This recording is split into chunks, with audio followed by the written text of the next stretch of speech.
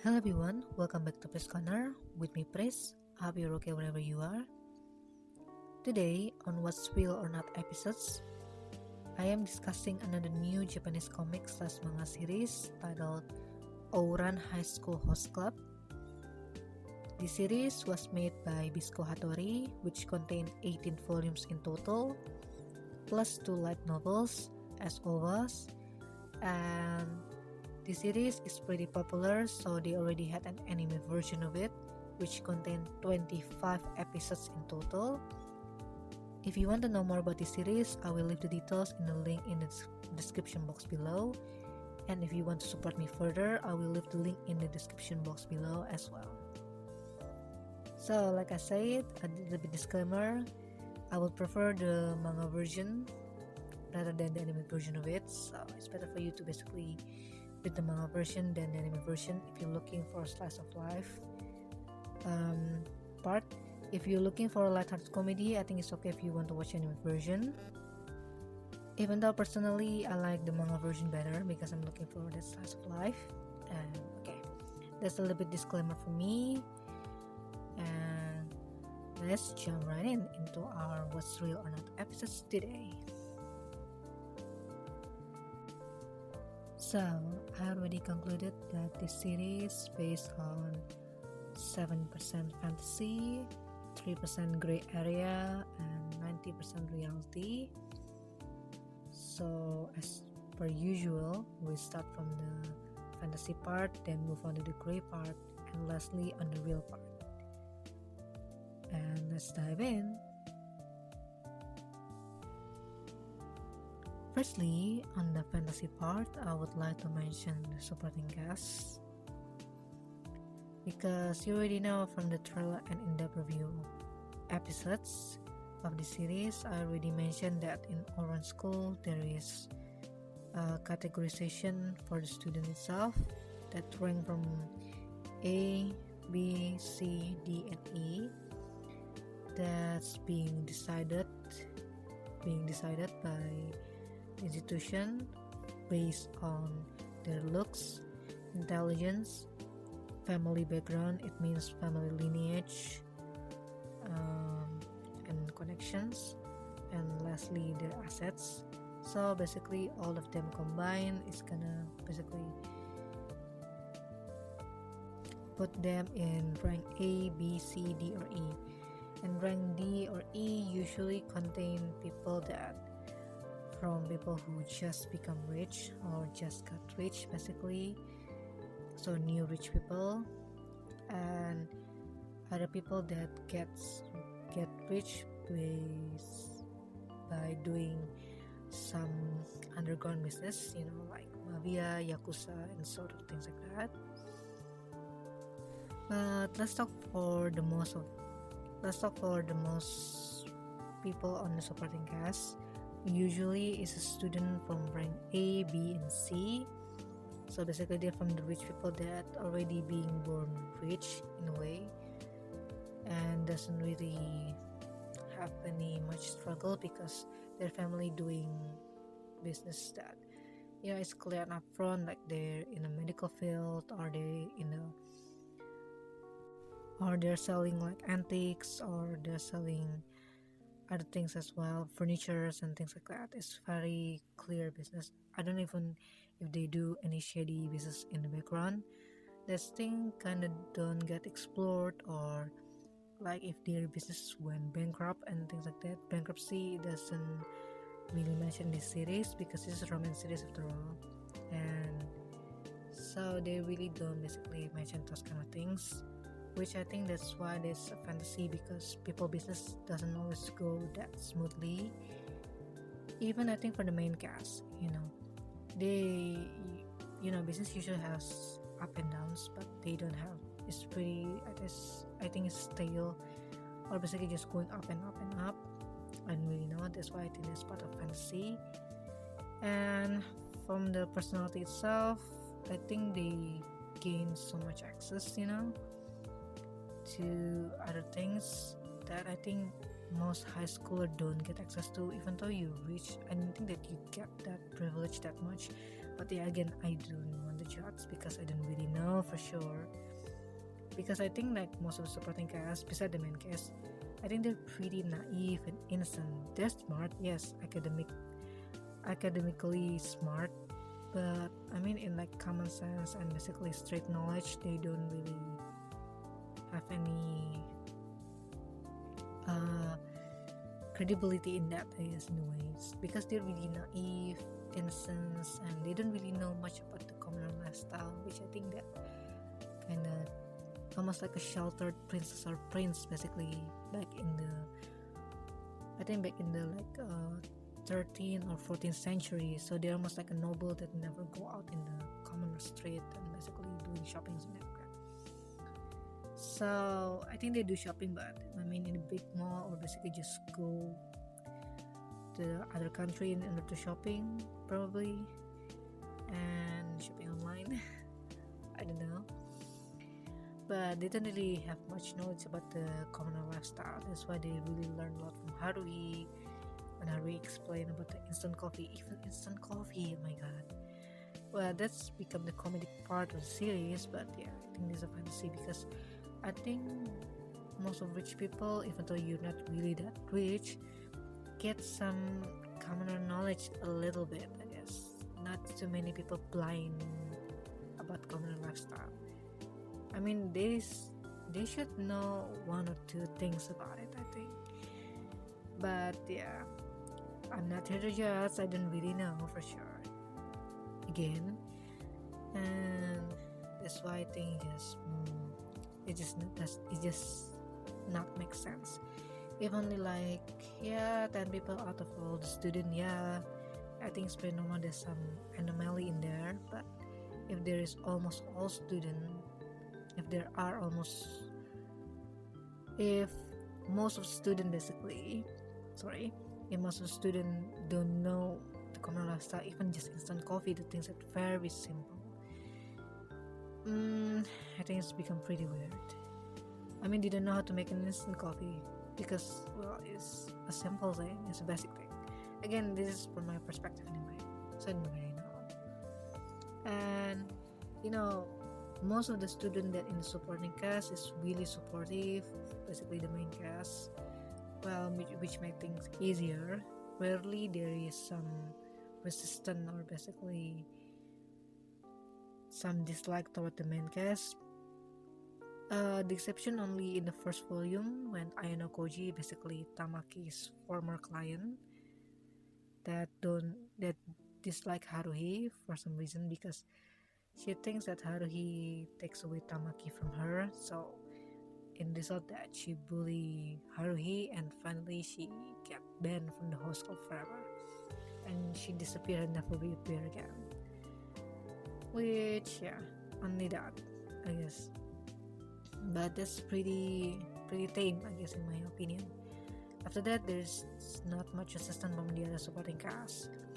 And the thing is just like they don't really bring out or incorporated a lot of D from rank D or E student into the stories, beside Ritsu Kasanuda, or his nickname is Bosanova, that likes Haruhi. Only him basically that being incorporated. I wish they incorporated a few bit more, I guess, to make it a little bit more balanced.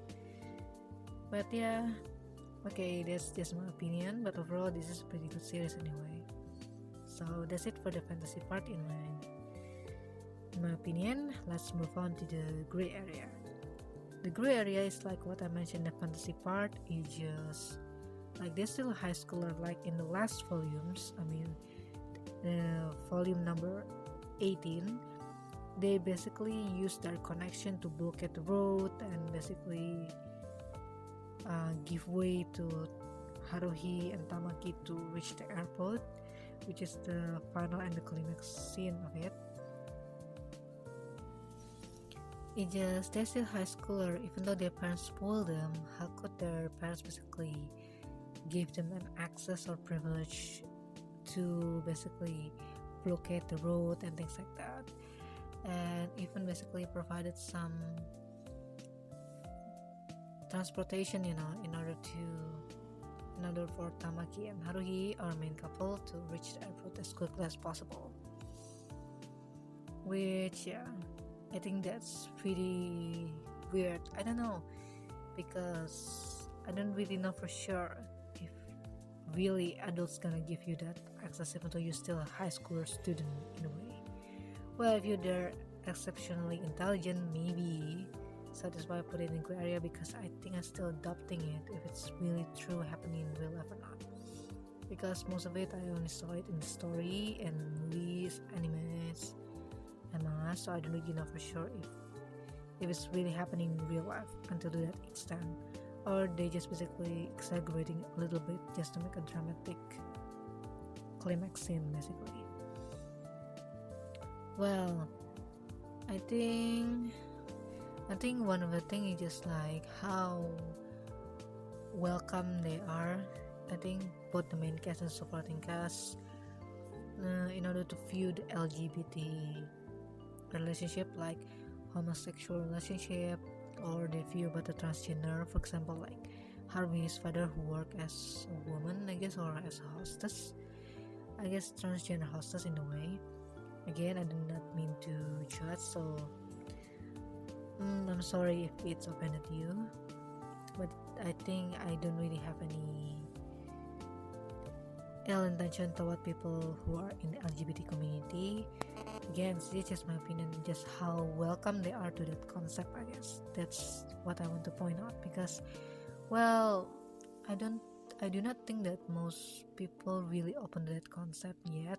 I think in reality most people still close off about that concept, about that topic. Basically, they still considered it as even though I think for nowadays that most people already accepting that fact, but I don't really think they're gonna be so open up about that concept just yet. And well, yeah, that's what I think is still a gray area, because it's still 50-50. I don't know if people gonna open up to that kind of things so easily. So that's it in my opinion. But again, I don't really think that's a bad thing. That's a really good thing if they open up to that kind of thing, accepting it so easily. They just only basically shocked and surprised, but yeah, they're gonna like, well, yeah, let's go along with it anyway. It doesn't really do any harm whatsoever. I think that's a really good thing, I guess. And then lastly, on the real part, I know I give it like a big percentage on this point, because this series is one of my favorite series besides Sugochara and Fruit Basket, because of their slice of life part in the series itself, even though it's a pretty long series anyway.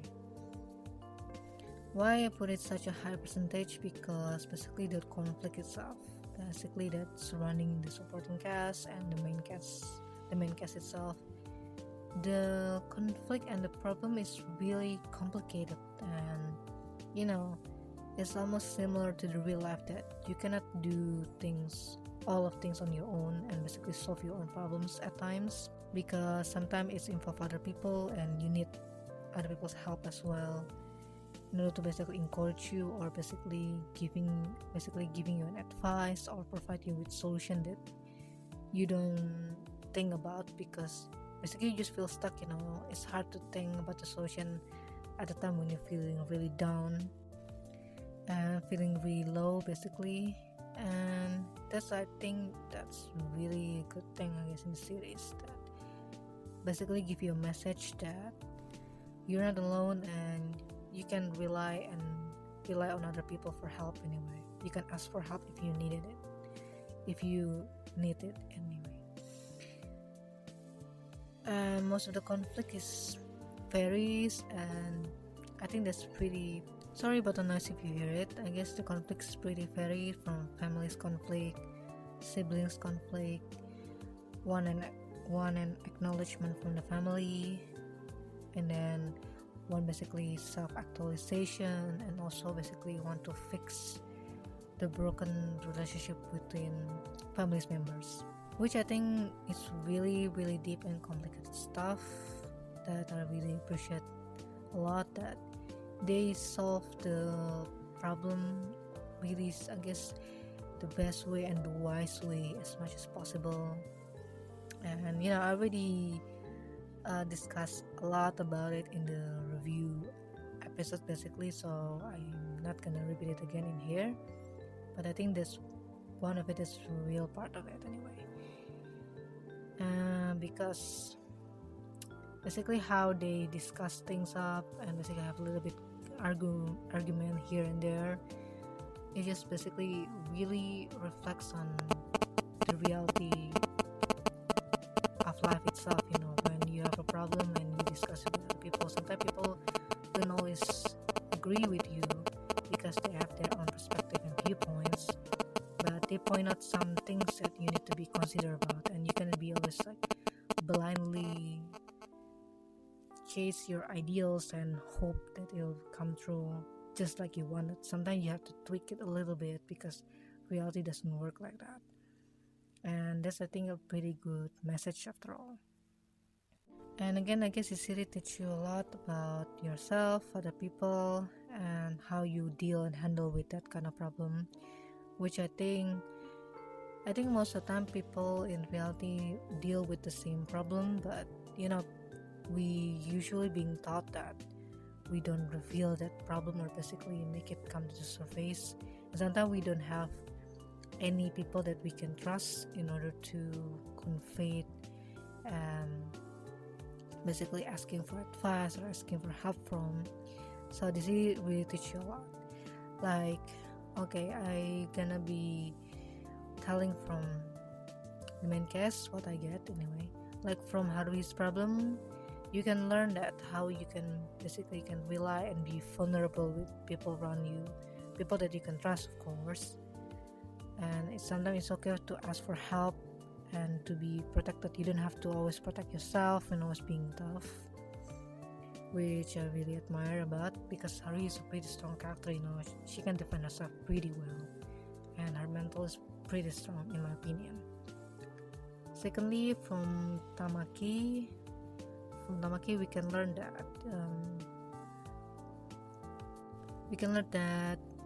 like your effort is not going to waste. It's really create an impact, even though it's really subtle and you don't really see it on the surface anyway. But everything you do is matters. And sometimes it's okay to get what you want and not always to force yourself in order to please other people. I guess that's it that I get from Tamaki. From Kyoya, it's just like, you don't have to basically compare yourself to your other sibling that maybe your parents favored, or maybe you always think that they're better than you. You can be better in your own way and choose your own path, what you want to do with your life anyway, and you don't always have to compete with them. You can be better in your own way, I guess, or becoming basically successful and greater in your own way, because Kyo is pretty smart, even almost cunning, I guess, in my opinion. But I really like his character because he's really rational and really matter-of-factly. The next is from Hikaru and Kaoru, basically Hitachi twins. You learn about like the dependence of one another and how to basically finally ended that dependency and clinginess, because it's become toxic. Because finally you are your own person, even though you're twins. You need to go your own separate ways, choose your own path, because, well, after all, even though you're twins, sometimes it's fun if you cannot be differentiated by other people, but you also want some self-actualization, because it's one of basically human needs. You want people to be able to differentiate between you two, because you want self-acknowledgement from other people anyway, that you exist, that you're this, because their identity is very important to them. And finally, even though they made basically they create conflict and argue with one another, they finally come in terms with it, maturely, I guess, and the conflict resolved pretty smoothly, and they finally choose their own path. And from Hani and Mori senpai, it's just, you can learn to communicate a little bit better, because Mori senpai usually don't talk much, and Hani senpai sometimes become a little bit spoiled. So I think healthy communication is pretty important. You must convey what you want to say, Sometimes it's really important to say what's on your mind anyway, so other people can understand you a little bit better. And sometimes it's better to restrain yourself and to hear what other people want to talk about, what they have to say, or basically what they have in their mind. So you will not basically stray away and hurt other people, because I think most people don't like to hurt other people, right? It's just that. From a supporting case, it's just like learning to accept yourself and be okay with it, If you like what you choose, then go for it anyway. As long as you don't harm other people and force other people to do your bidding, basically. As long as you don't force it, it's okay, in some way. And sometimes it's okay to be yourself and accepting yourself for who you are and be content with it.